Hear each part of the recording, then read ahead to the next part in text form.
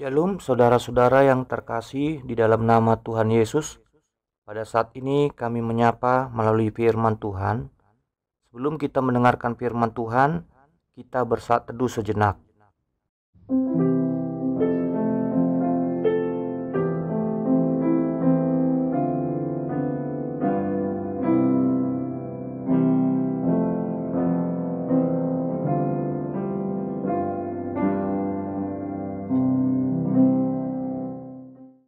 Amin. Nas renungan kita pada saat ini tertulis di dalam Yesaya 30 ayat 26. Demikian dikatakan, maka terang bulan purnama akan seperti terang matahari terik, dan terang matahari terik akan 7 kali ganda, yaitu seperti terangnya 7 hari pada waktu Tuhan membalut luka umatnya dan menyembuhkan bekas pukulan. Di dalam bahasa Batak dikatakan, jadi tiur ni bulan madisi songon tiur ni mata ni hari, jala silopit pitu hari gadda tiur ni mata ni hari i. Dusun hatiuron ni pitu hari tae, diari uju liliton ni jahoba ugang ni bangsona.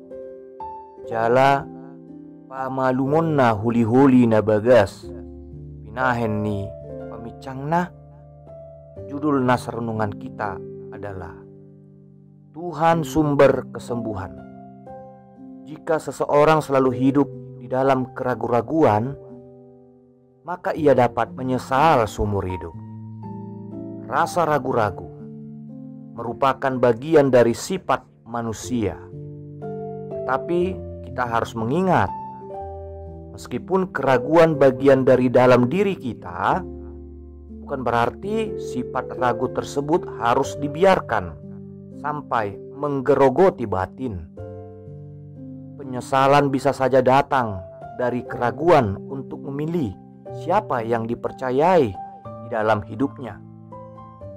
Saat kita terus di dalam keraguan memilih untuk memutuskan pilihan kita, maka kita tidak akan pernah mendapatkan kedamaian. Bayangan penyesalan selalu datang untuk melemahkan tubuh kita. Nas renungan ini dapat menjadi peneguhan pada saat kita hidup di dalam keraguan-raguan. Nas ini dituliskan pada waktu bangsa Israel hidup di dalam penderitaan. Saat itu bangsa Israel tidak menemukan siapa yang dapat menolong untuk memulihkan kehidupan mereka. Mereka pun meninggalkan Tuhan dan hidup di dalam penyembahan berhala. Hasilnya bukan kebahagiaan dan jalan keluar yang mereka dapat saat melakukan dosa penyembahan berhala. Bangsa Israel ragu. Tuhan tidak mampu lagi menolong mereka. Di tengah-tengah keraguan hidup umat Israel, Tuhan pun berfirman, percayalah, lukamu akan disembuhkan. Saudara-saudari, kesembuhan yang diberikan Tuhan sifatnya tidak sementara. Kita akan diberikan Tuhan kesembuhan dan hidup yang kekal. Di dalam diri Tuhan Yesus, Tuhan telah menyatakan jaminan kepada orang yang percaya kepadanya. Tidak akan pernah merasa sakit dan menderita.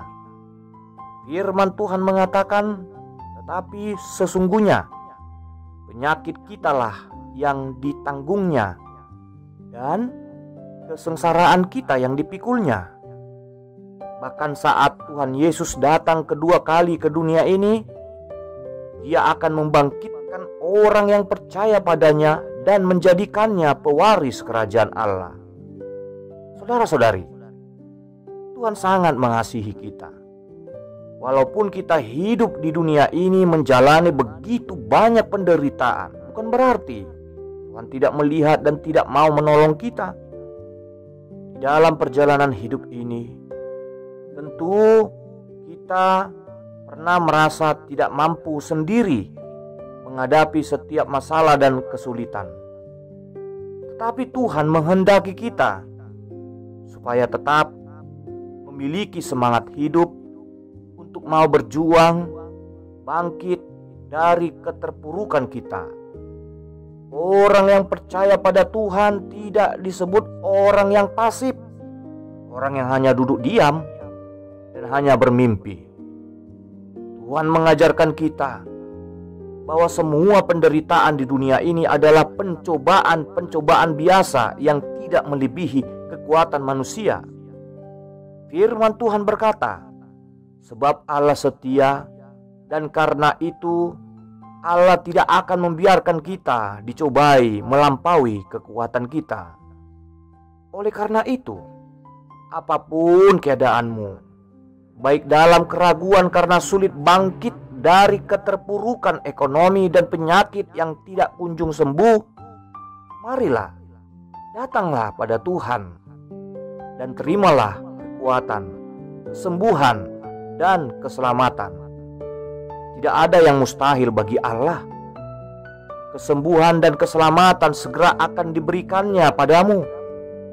Hidupmu pasti akan dipulihkan, diubah Tuhan menjadi lebih bahagia. Tuhan adalah sumber keselamatan bagi kita. Percayalah dan beritakanlah kasih Tuhan kepada seluruh umat manusia di dunia ini. Amin. Kita berdoa. Ya Tuhan, pada saat ini kami patut bersyukur kepadamu, karena Engkau telah berfirman melalui nas renungan ini, bahwa Engkau akan memberikan kepada kami kesembuhan. Engkau akan membalut luka-luka kami. Kami percaya Tuhan, Engkau pasti melindungi dan memberkati seluruh aktivitas yang akan kami laksanakan pada hari ini. Berkati seluruhnya Tuhan, kiranya hidup kami dapat Engkau pakai untuk menjadi pelayan-Mu yang setia, untuk memberikan teladan yang baik dan juga memberitakan kasih setia-Mu. Di dalam nama Tuhan Yesus kami berdoa.